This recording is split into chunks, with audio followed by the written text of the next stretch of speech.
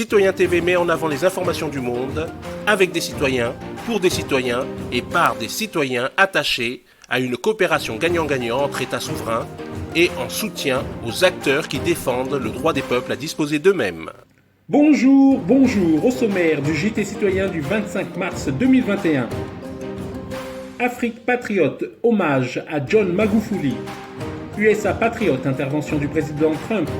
Et pour finir, les patriotes de TikTok, Lucas Dylan et Estelle Redpil. Commençons tout de suite avec l'Afrique patriote, hommage à John Magufuli. Je rends hommage ce soir de la façon la plus officielle au président John Pombe Magufuli.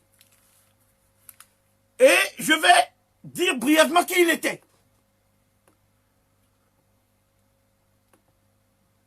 Il est né dans une famille d'Africains qui étaient tout entiers dévoués au Mwalimu Julius Nyerere, dont chacun connaît l'engagement pour l'unité de l'Afrique. C'était une famille pauvre, mais sa famille a tout fait pour qu'il puisse poursuivre ses études à l'université de Dar es Salaam. Il a donc étudié la chimie, les mathématiques, et il est devenu ce père de 5 enfants, docteur en chimie. C'est à ce moment-là qu'il a compris que lorsque les Africains s'engagent dans des filières scientifiques, les Occidentaux font tout pour les renvoyer en Occident, pour qu'ils puissent rejoindre l'armée de réserve de ceux qu'on appelle les diplômés expatriés et qui sont clochardisés. De tels diplômés sont pléthores dans le monde du précaré français. Mais, dans le cas d'espèce, il a dit, moi j'ai eu mon doctorat de chimie en Afrique, à l'université de Dar es Salaam, et je n'ai pas besoin d'aller travailler pour un autre pays en Europe, pendant que mon pays a besoin de mes compétences. Il a donc adhéré au parti Chamacha Papinduzi, qui est donc, ce sont des gens qui donnent des noms africains à leur parti. Ils disent pas social-démocrate, social-libéral, social, je ne sais quoi. Parce que déjà le nom d'un parti montre le degré d'aliénation de ceux qui créent ces partis. Voilà pourquoi, entre 2000 et 2015, il a utilisé ses compétences diverses et variées au service de son pays. Il était très sensible à l'agriculture et à la pêche. Donc, il a d'abord été en charge du ministère de l'élevage et de la pêche. Ensuite, le logement et les travaux publics. Donc, lorsqu'il a été désigné comme candidat à l'élection présidentielle en 2015, n'est-ce pas? Il a été élu 5e président de la République de Tanzanie, à la suite de Jakaya Kikwete, dont nous connaissons le patriotisme panafricaniste.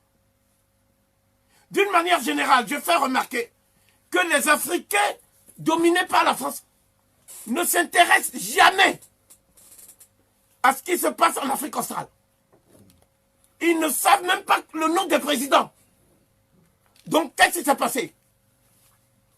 Au lieu d'aller rendre hommage à cet homme qui a travaillé pour l'Afrique, ils ont fait des éloges dithyrambiques à Bakayoko. Au lieu de s'occuper des gens qui se sont battus pour l'Afrique. Et que la presse occidentale soumet à ce que j'appelle un matraquage médiatique. Comme le président dont je viens de parler, de Tanzanie, John Magufuli. Il faut savoir pourquoi ils l'ont attaqué. Parce que jamais ils n'attaquent les gens qui servent leurs intérêts. Eux, ils n'ont pas perdu le Nord. C'est nous qui avons perdu le Sud. Ils n'attaquent jamais les gens qui servent leurs intérêts. Voilà pourquoi ils ont attaqué ce monsieur. En 5 années de pouvoir, il a dit ceci, il a dit une phrase. Je n'ai été en Europe que pour mes études. Et depuis que je suis président de la République de mon pays, je n'ai pas piétiné le sol européen, car je voudrais créer l'Europe ici. Pourquoi devons-nous juste satisfaire nos yeux avec le train électrique européen? Nous pouvons en faire autant ici. Tout de suite, USA Patriot, intervention du président Trump. Je veux demander à mon équipe de présenter quelques chiffres et nous montrerons quelques informations à nos téléspectateurs. Monsieur le Président, alors que vous parliez et que vous faisiez le rapprochement, vous avez parlé de la ruée vers la frontière. Revenons à la frontière sud-ouest. Les adultes ont augmenté de 188% et les mineurs non accompagnés, je veux parler des enfants, parce que c'est ce qui nous tient à cœur. Et votre administration a été critiquée parce que nous accueillons des mineurs non accompagnés et qu'ils étaient séparés des adultes à la frontière. Et vous voyez tout ceci à l'écran. 92% d'augmentation de mineurs non accompagnés maintenant. En 2021 par rapport à 2020, nous n'en sommes qu'à 3 mois. Donc, en regardant l'écran, je veux faire le rapprochement maintenant. Monsieur le Président, lorsque vous regardez ces chiffres et que vous regardez ce qui a été supprimé le premier jour de l'administration et de l'ordre exécutif du président Biden, que faisiez-vous exactement qui fonctionnait mieux que ce que nous voyons maintenant? Et je comprends que les gens affluent maintenant, mais il y a certaines choses que vous avez faites. Vous aviez des accords avec le Honduras, l'Équateur, le Guatemala et le Mexique. Et je veux que le public comprenne que certaines de ces choses ont été effacées. Et pas seulement parce qu'il y avait votre nom dessus. Parce que ces chiffres que nous regardons maintenant, nous resterons marqués. Ces enfants, leurs vies seront à jamais différentes. Eh bien, tout d'abord, je veux dire que le principal problème, pour vous donner une réponse, est que vous n'avez pas assez de temps parce qu'il nous faudrait environ 2 heures pour expliquer ce que nous avons fait. Ce que nous avons fait est incroyable. Mais en bref, je voudrais commencer par dire qu'ils ont construit les cages. Ils ont construit des cages pour les enfants. Nous ne les avons pas construites. Ils les ont construites. Et la fameuse photo est apparue au sujet des cages qui ont été construites. Et puis, heureusement, quelqu'un a pu se rappeler. Et heureusement, nous avons des gars comme Morgan et Tom, à quel point ils sont bons. Je veux dire, nous avons de tels professionnels, Tom Homan, nous avons d'excellents professionnels. Je les regarde dans votre émission. Ils connaissent vraiment leur métier. Et ils sont, vous savez, ils ne sont pas impliqués dans cette affaire.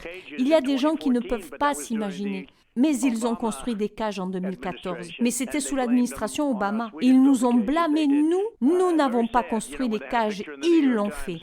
Très triste, vous savez, quand ils ont eu des photos dans le New York Times d'enfants dans des cages et qu'il s'est avéré que c'était eux, les journaux n'ont pas voulu démentir, même si maintenant tout le monde sait que c'est le cas. Mais en ce qui concerne les autres pays, il y avait le Guatemala, le Honduras, le Salvador et d'autres pays. Nous payons à ces 3 pays environ 500 millions de dollars par an. Qui sait ce qu'ils faisaient avec cet argent? Vous pouvez l'imaginer, ils étaient censés utiliser cet argent pour le développement économique, pour garder les gens chez eux. Tout ça semblait parfait, mais nous savons qu'il n'était pas utilisé pour ça. Les gens affluaient et en plus ils ne voulaient pas reprendre les membres du gang MS-13, ils ne voulaient pas récupérer ces personnes sous Obama. Ils ne voulaient pas le faire. Ils disaient non, nous ne laissons pas atterrir vos avions. Ils ne voulaient jamais des bus, ni les bateaux, rien. On ne les reprendra pas. Ils renvoyaient les gens, ils nous prenaient pour des guignols, ce qu'ils étaient eux en fait. Et donc j'ai dit, laissez-moi faire lorsqu'ils ont fait ça au début de mon mandat. J'ai dit, combien d'argent devons-nous payer à ces pays? 500 millions de dollars? J'ai dit arrêtez le paiement. Dès que j'ai arrêté le paiement, tout d'un coup ils ont dit c'est bon, on reprend les membres du gang MS-13 dans notre pays. Ils étaient alors les bienvenus. Je me suis très bien entendu avec ces 3 pays et vraiment bien avec le Mexique. Le président du Mexique est un de mes amis, c'est un type formidable. Et pour finir, les patriotes de TikTok, Lucas Dylan et Estelle Redpill qui vient d'être bannis définitivement de TikTok. Salut à tous, alors j'espère que vous allez bien. Aujourd'hui je suis en compagnie de Lucas Dylan. Donc pour ceux qui ne le connaissent pas, c'est la personne sur TikTok avec qui j'ai commencé mes débuts. Donc il a une communauté assez conséquente sur la plateforme TikTok. Et du coup Lucas, je te laisse te présenter à mon public, pour ceux qui ne te connaissent pas. Bah, salut à tous. Bon, déjà, je suis pas très à l'aise parce que c'est la première vidéo YouTube que je fais, donc c'est un peu gênant, mais bah, du coup, moi, c'est Lucas, j'ai 21 ans. D'ailleurs, on a fait nos 21 ans Oui, t'es né le 23 mars. voilà, à Je suis née le 20 mars. quelques jours d'écart, donc c'est cool ça. Et j'ai commencé TikTok bah, à peu près en même temps que Estelle. Et on s'est rencontrés parce qu'en fait, sur TikTok, on est très très peu à être de droite et encore moins nombreux à être patriotes et être Exactement. un peu considérés comme fachos, on va dire. Donc du coup, vu qu'on habitait à côté, etc., on a fini par se rencontrer et on a bien sympathisé. Donc voilà, je fais des vidéos aussi engagées politiquement sur différents thèmes, mais principalement la France, le patriotisme, etc. Donc voilà.